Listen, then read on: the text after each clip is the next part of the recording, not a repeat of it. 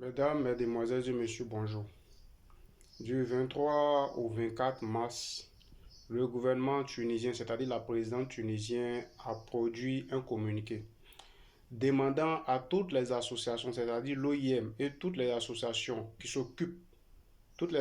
internationales qui s'occupent du retour des migrants dans les différents pays, Kais Saïd a demandé à ce que ces retours-là soient accentués, selon ses dires.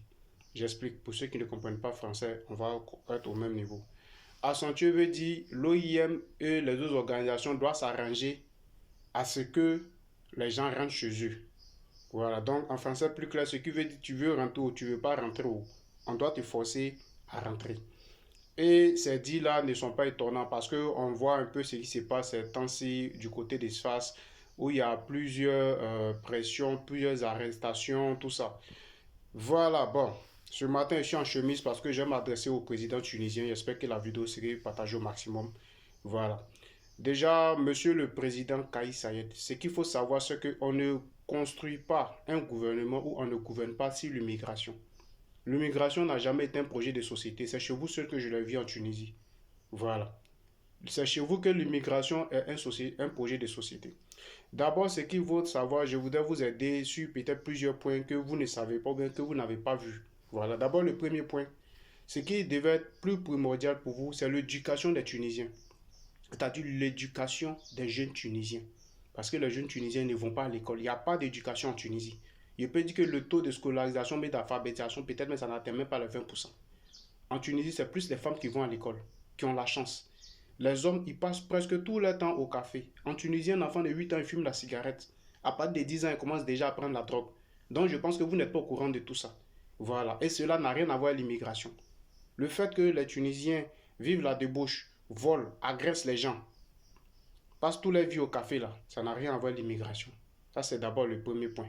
Ensuite, le deuxième point, tout ce qui est infrastructure, que ce soit les chantiers, les grands travaux, les travaux publics, tout ça.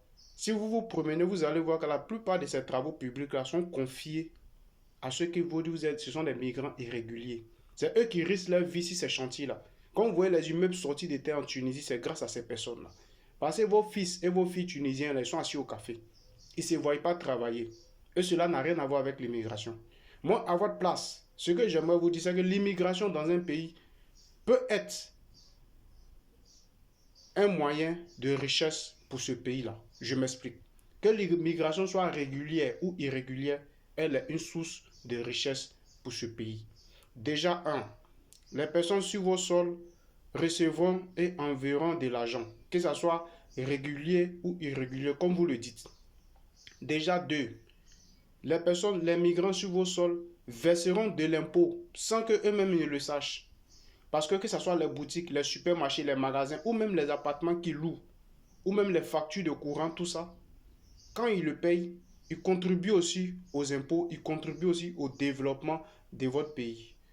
Du côté du transport, que ce soit pour les taxis, pour les louages, pour les métros, pour les bus, vous ne verrez jamais un étranger prend un louage, prend un métro ou prend un bus sans le payer. C'est impossible.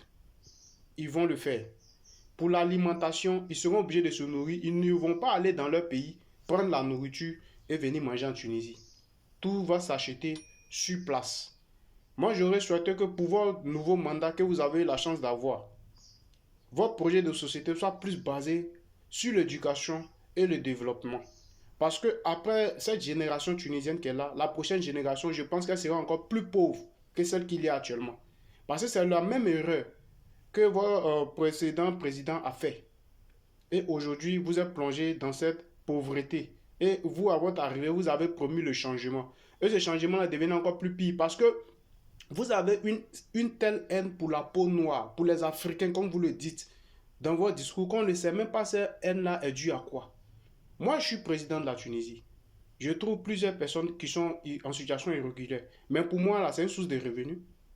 Je crée un ministère qui va s'occuper de, c'est-à-dire les recenser, les enregistrer. Ceux qui veulent rester sur le territoire, il y a des cartes de séjour que je vais vous vendre, que je vais faire à ce que ça soit facile pour vous d'accès. Mais chez vous, que la personne vienne en situation irrégulière ou non, la carte de séjour, c'est une magie. On ne l'obtient pas. Voilà. Et vous tenez des propos pour dire non, que c'est le grand remplacement. La plupart des Noirs qui viennent ici sont payés pour le faire, tout ça. La Tunisie n'est pas le seul pays où il y a l'immigration. Jamais. Même les États-Unis d'Amérique, il y a l'immigration. Les États-Unis qui est plus développé que vous sur 1000 ans. Il y a l'immigration aux États-Unis. Même en France, où quand les Tunisiens vont, ils voient les Français comme les dieux. Il y a l'immigration. Donc l'immigration n'a jamais été un frein au développement d'un pays. Jamais. Ça n'a jamais été un frein au développement d'un pays. Le problème est que lorsque vous faites vos discours haineux, c'est plus facile d'avoir des partisans autant pour moi parce que la plupart des Tunisiens ne sont pas instruits. Donc quand quelqu'un n'est pas là à l'école, pour le manipuler, c'est très facile. Tout ce que tu dis comme bêtise, il va gober. C'est ça qui est le problème. J'aurais souhaité que vous puissiez plus vous focaliser sur le développement de votre pays, sur l'éducation de votre future génération. Parce que la génération que je vois aujourd'hui tunisienne, là, elle est complètement perdue. Et c'est si cette génération vous comptez pour élever votre pays, je pense que le pays va au fond du gouffre. Et aucun Africain ne pourra jamais prendre la Tunisie dans la place des Tunisiens. C'est impossible. Personne ne peut vous remplacer. Les gens viennent dans votre pays juste, c'est comme je vais dire quoi, c'est un pont. La Tunisie est un pont vers l'Europe. C'est juste le passage et tout. Voilà. Nous avons vu dans le passé ici, lorsqu'il y avait des crises en Côte d'Ivoire, la Côte d'Ivoire vous versait des indemnités pour protéger les Ivoiriens étant en Tunisie. Il n'y avait aucun souci. Mais dès que cette indemnité a été bloquée, directement les discours haineux ont commencé à être donnés. Donc, monsieur le président, soit vous êtes intéressé par l'argent et vous en foutez de la vie humaine, parce que c'est ce qu'on constate. À chaque fois qu'il y a des agressions vis-à-vis des Noirs, quand l'Union européenne décaisse un peu, ça s'abaisse. Voilà. Nous, il y a plusieurs situations ici que les Noirs vivent, comme vous le dites, que les Africains vivent. Que ce soit du côté de la police, du côté de la population, des agressions par-ci, par-là. Même les policiers même t'agressent. Même quand il y a des contrôles, ils te trouvent, mais ils ont trouvé 20 000 dinars sur toi, ils prennent. Ils prennent ton téléphone, ils prennent tout avec toi. Bon, vous voulez que ces personnes-là aillent où? Tu veux que je quitte ton pays? Laisse ce qu'il y a sur moi, je vais avec. Mais tu prends tout avec moi. Je quitte ton pays comment? Voilà. Donc, si vous voulez que les gens quittent votre pays, créez la condition pour cela. Personne ne veut être en Tunisie. Ce n'est pas parce que la Tunisie plaît aux gens qui viennent ici. Regardez déjà depuis 2023 ou bien 2022, la traversée est bloquée. Ce qui a entassé tous ces migrants-là ici, quelle solution vous leur donnez afin de pouvoir quitter votre pays? Puisque ce n'est pas vous qui les avez appelés, ils sont venus d'eux-mêmes. Mais soyez un peu humains. Voilà, soyez humains. Ne pensez pas que le noir c'est un animal ou bien le noir n'a pas de valeur. Soyez humains. Le même sang qui coule dans vos veines, c'est le même sang qui coule dans nos veines.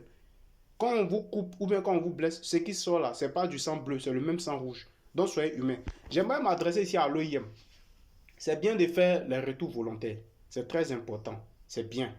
Mais il faudrait aussi que vous adressez à vos bureaux qui sont en Côte d'Ivoire et au Cameroun. Lorsque les personnes signent des retours volontaires qui rentrent, c'est parce qu'ils ont décidé de repartir prendre un nouveau départ dans leur pays. Et quand ces personnes-là rentrent, parfois ces personnes sont mal accueillies par leur famille. Et c'est pour cela que l'OIM a mis un programme de réinsertion qui est un petit financement qui accompagne les personnes qui rentrent au pays à se réinsérer. Mais quand les gens arrivent en Côte d'Ivoire, ce financement-là est bloqué. Aujourd'hui, il y a des gens qui sont rentrés en Côte d'Ivoire depuis 2024 jusqu'à aujourd'hui. L'argent n'a pas été décaissé. Par contre, ceux qui sont rentrés au Sénégal, ils ont touché leur argent.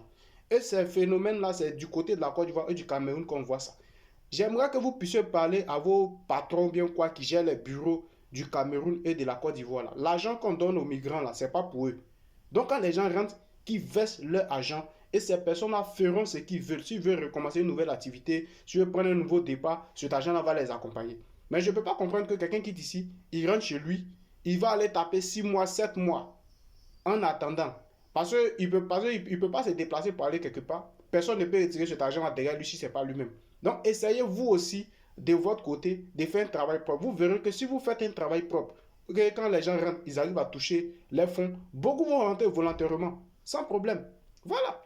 C'est pas parce que la Tunisie pleure trop aux gens qui sont ici. Il y a beaucoup de personnes qui veulent aller. Mais il n'y a pas de moyens pour quitter le pays. Il n'y a pas de moyens pour rentrer. Déjà, même par l'aéroport, même c'est compliqué. Voilà. Donc arrêtez de toujours vous plaindre les Africains, les Africains, les Africains. On en a marre maintenant là.